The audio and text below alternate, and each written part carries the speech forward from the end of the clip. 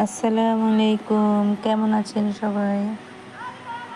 আমি তো আলহামদুলিল্লাহ ভালো আছি। চলে গেলাম মামাঘাট ইলিশ খাওয়ার জন্যে। তো এখানে নদীর পাঙ্গাস মাছ ছিল, চিংড়ি মাছ ছিল, এগুলো দেখতেছিলাম। আর আমার মেয়ে তো মহা খুশি এই যে একটা বিড়াল দেখে। আর এইখানে আমার ছেলে ঘুরতেছে। এরপর এখন আমাদের মাছটা অর্ডার করে দেওয়া হয়ে গেছে, এখন এটাকে তেলে ভাজা হবে। তো উনি সুন্দর করে কেটে এটাকে সুন্দর করে ক্লিন করে নিয়েছে। তো এই যে এখন আমাদের মাছটাকে ভাজি করা হবে, তেলে দেওয়া হবে। তো এই যে তেলে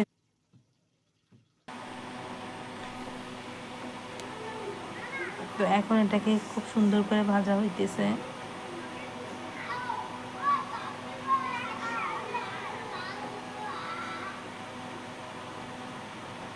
আসলে ইলিশ তো বাসায় সবসময় খাওয়া হয়, কিন্তু সবাই বলে যে মামাঘাটের ইলিশ নাকি খুবই টেস্টি। এর সাথে বেগুন ভাজা, তারপর হচ্ছে লেজ ভর্তা, আর তো আছে হরেক রকম ভর্তা, আর হচ্ছে পাতলা ডাল। তো ভালোই লাগলো ওদের আয়োজনগুলো দেখে। তো বেসিক্যালি এখন আমাদের মাছটা ভাজা প্রায় হয়ে গেছে।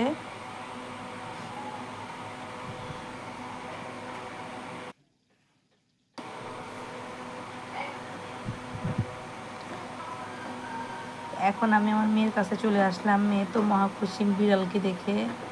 আসলে ও বিড়াল খুব পছন্দ করে, কিন্তু এটা আমি বাসায় রাখতে আমার একদমই ভালো লাগে না, এই জন্য রাখা হয় না। তা আমি কিছুক্ষণ পর আবার চলে আসলাম, দেখলাম যে মাছগুলোকে একদম মচমচে করে ভেজে নিয়েছে। মাছের কালারটা দেখছেন কি সেই আসছে। এটা আসলে গরম ভাত দিয়ে খেতে আসলে মনে হয় সেই লাগবে।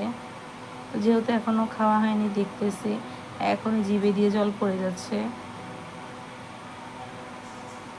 এই যে ফাইনালি এখন কাঁচামরিচ দেওয়া,